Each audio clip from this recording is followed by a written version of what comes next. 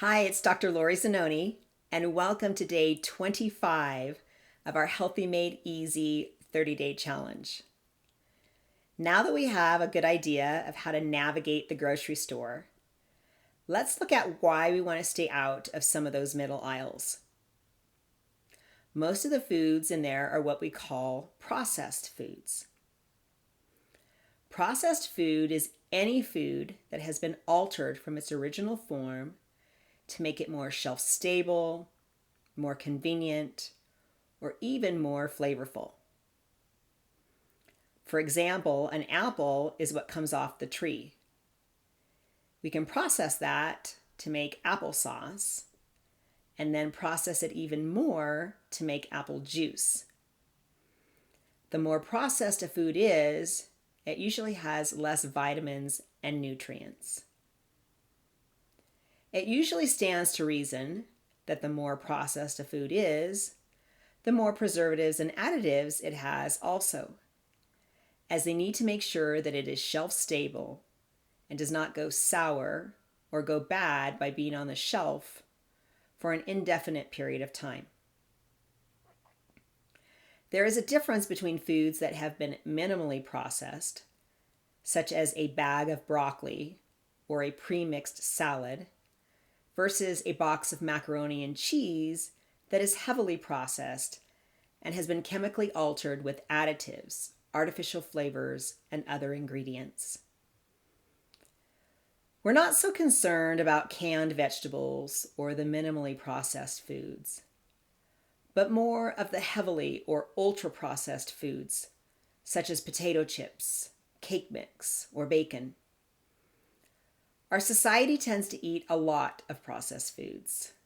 It is even estimated that more than half of an average American's diet comes from ultra-processed foods.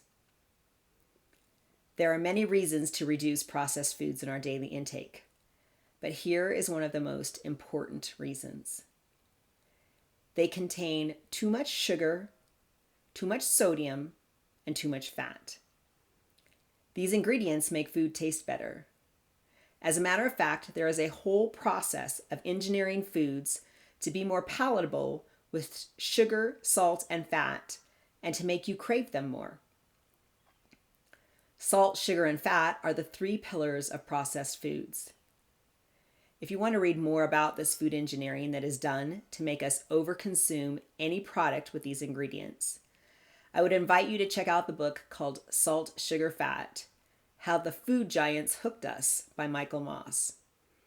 I am not affiliated with Mr. Moss in any way, and I do not receive any kind of compensation for you reading this book or purchasing this book.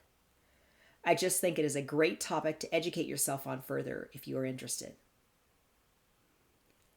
Even the food company ads tell you that they are hooking you. Think about these ads that say, "No one can eat just one." I'm loving it.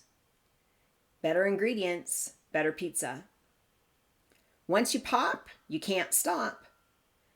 The more you eat, the more you want. You get the idea? They are conditioning you to want to eat more. They know they have engineered the perfect formula of sugar, salt, and fat that your mouth does want more. It's up to you to be aware of these tactics and just say no. Your action step for today is going to get real. It may even pain you a bit. But you are committed to getting healthier. And while getting healthier doesn't have to be hard, it may not always be easy. So today, I'd like you to go to your pantry and find an ultra-processed food that you can toss. Yes, you're going to throw it away. Something that's already opened, and yet now it won't find its way in your body for the next week or so. Think about this food as it does not move you along the healthier spectrum. This doesn't mean that you will never eat it again, but when you do, it will be with intention and education. That's it for today. Now go out and make it a healthy day.